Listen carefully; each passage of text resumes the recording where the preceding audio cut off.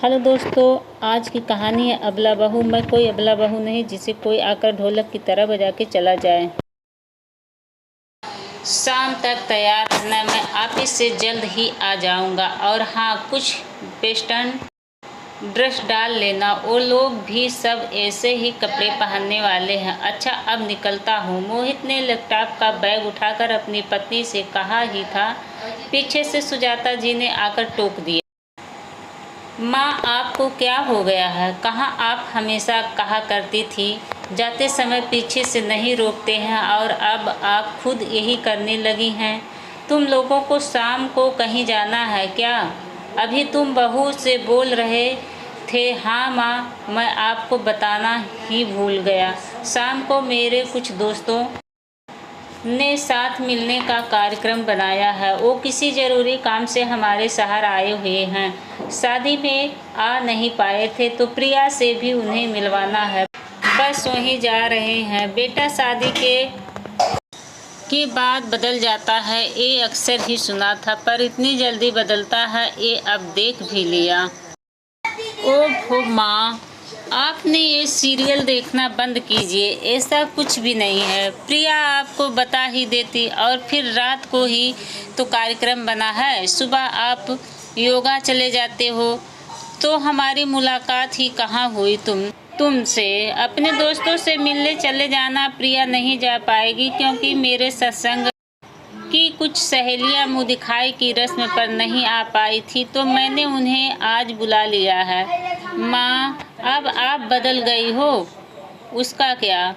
आपका तो पहले से ही सब कुछ तय था। आपने खुद नहीं बताया, और मेरे दोस्त मुझसे नहीं, प्रिया से मिलना चाहते हैं। आप अपनी सहेलियों के साथ फिर कभी किसी दिन का बना लेना। अब मुझे देर हो रही है, निकलता हूँ।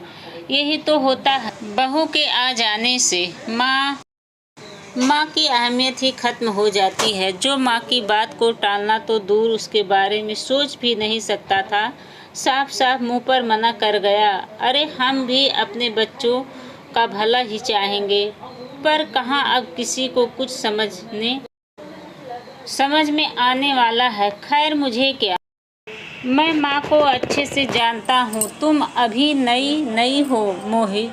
मोहित बोलना चाह रहा था, पर प्रिया, ये मेरा और माँ के बीच का मामला है। तुम बस तैयार रहना, कहकर उसने फ़ोन रख दिया। वहीं सुजाता जी गाना गुनगुनाते हुए अपने कमरे में प्रवेश करती हैं। क्या हुआ भाग्यवान, बड़ी खुश नज़र आ रही हो?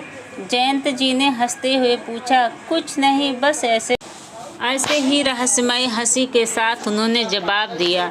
थोड़ी देर में मालती, तू शर्त हार गई। मेरी बहू ने मेरा साथ दिया।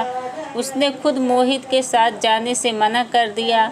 अब शाम को मैं खुद मोहित को उसके दोस्तों के साथ जाने दूंगी। वो भी क्या याद रखेगी कि माँ ने अपने बहू बेटे के लिए अपनी सहेलियों के साथ कार्यक्रम रद्द कर दिया। चल, अब रखती हूँ। शाम की प्रैक्टिस भी करनी है। मोहित दोपहर में ही ऑफिस से जल्दी लौट आता है। आते ही, माँ, मेरे दोस्तों को कुछ ज़रूरी काम था, वो निकल गए हैं। आप अपना कार्यक्रम मत रद्द करना। क्या? सुजाता जी हड़बड़ा जाती हैं, पर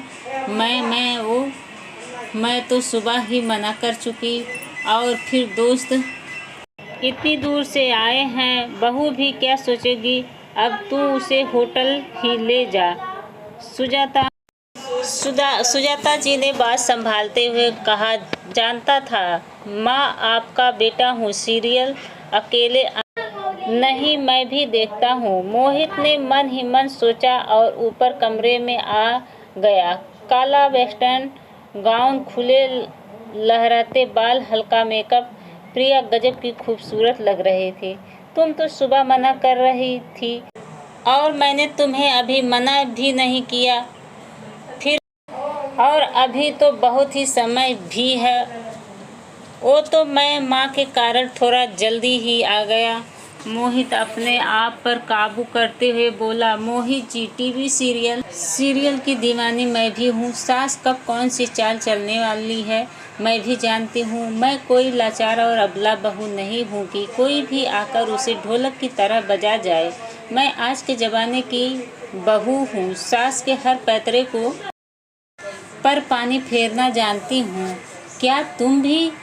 हाँ, मैं भी। प्रिया हंसने लगती है।